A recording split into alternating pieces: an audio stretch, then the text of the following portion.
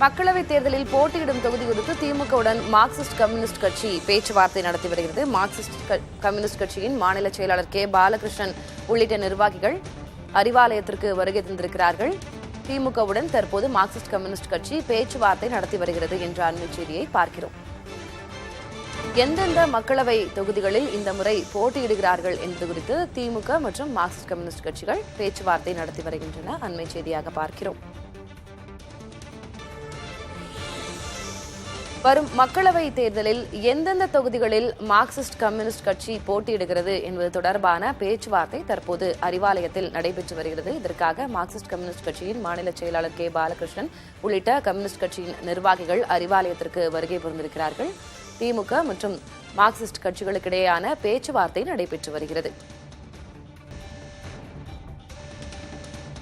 கூடுதல் விவரங்களை வழங்குவதற்காக செய்தியாளர் ராஜ்குமார் இணைந்திருக்கிறார். ராஜ்குமார், எந்தெந்த மக்களவை தொகுதிகளை மார்க்சிஸ்ட் கம்யூனிஸ்ட் கட்சியினர் மனதில் வைத்திருக்கிறார்கள் கேட்க வேண்டும் என்று தற்போது அதற்கான பேச்சுவார்த்தை நடைபெற்றுக் கொண்டிருக்கிறது, என்ன விவரம்? திலகவதி, திமுக கூட்டணியில் போட்டியிடக்கூடிய கூட்டணி கட்சிகள் போட்டியிடக்கூடிய தொகுதிகள் எந்தெந்த தொகுதிகள் என்று இறுதி செய்வதற்கான பணிகள் நடைபெற்று வருகிறது. தற்பொழுது அண்ணா அறிவாலயத்தில் முதலமைச்சர் மு.க.ஸ்டாலின் வந்திருக்கிறார். அதே போன்று மூத்த அமைச்சர்கள் துரைமுருகன், ஏவாவேலு உள்ளிட்டவர்களும் இருக்கிறார்கள். மார்க்சிஸ்ட் கட்சியினுடைய மாநில செயலாளர் கே பாலகிருஷ்ணன் மற்றும் மார்க்சிஸ்ட் கட்சியினுடைய பேச்சுவார்த்தை குழுவினர் வந்திருக்கிறார்கள்.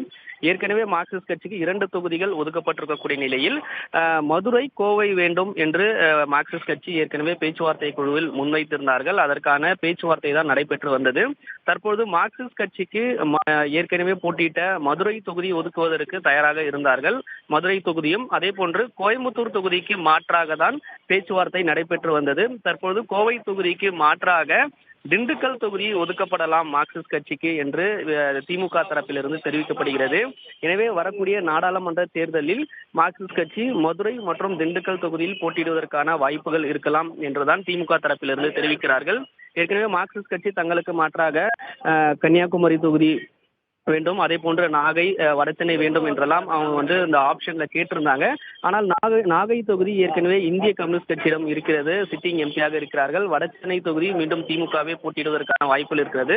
கன்னியாகுமரி தொகுதியை பொறுத்தவரை விஜயவசந்த் காங்கிரஸ் எம்பியாக இருக்கிறார். எனவே அது கிடைக்காத சூழல் தற்போது இருக்கக்கூடிய நேரத்தில் மார்க்சிஸ்ட் கட்சிக்கு மதுரை மற்றும் திண்டுக்கல் தொகுதி ஒதுக்கீடு செய்து இன்று அதற்கான அறிவிப்பு வெளியாக இருக்கிறது. அதனால்தான் மார்க்சிஸ்ட் கட்சியினுடைய மாநில செயலாளர் கே பாலகிருஷ்ணன் வந்திருக்கிறார். அதே போன்று அதைத் தொடர்ந்து இந்திய கம்யூனிஸ்ட் கட்சிக்கான எந்த தொகுதிகள் என்ற அறிவிப்பும் மதிமுகவுக்கான அறிவிப்பும் இன்றைய வருவதற்கான வாய்ப்புகள் இருக்கிறது. ராஜ்குமார், மதுரை மற்றும் கோவையை மார்க்சிஸ்ட் கம்யூனிஸ்ட் கட்சியினர் எதிர்பார்க்கிறார்கள். ஒருவேளை கோவை தொகுதி மார்க்சிஸ்ட் கம்யூனிஸ்டுக்கு ஒதுக்கப்படாமல் இருப்பதற்கான காரணங்கள் என்ன என்பது குறித்து நாம் பேச வேண்டியிருக்கிறது. உங்களுடைய தற்போதைய விவரங்களுக்கு நன்றி. நாம் தொடர்ந்து வரும் செய்தி தொகுப்புகளில் அது குறித்து பேசலாம்.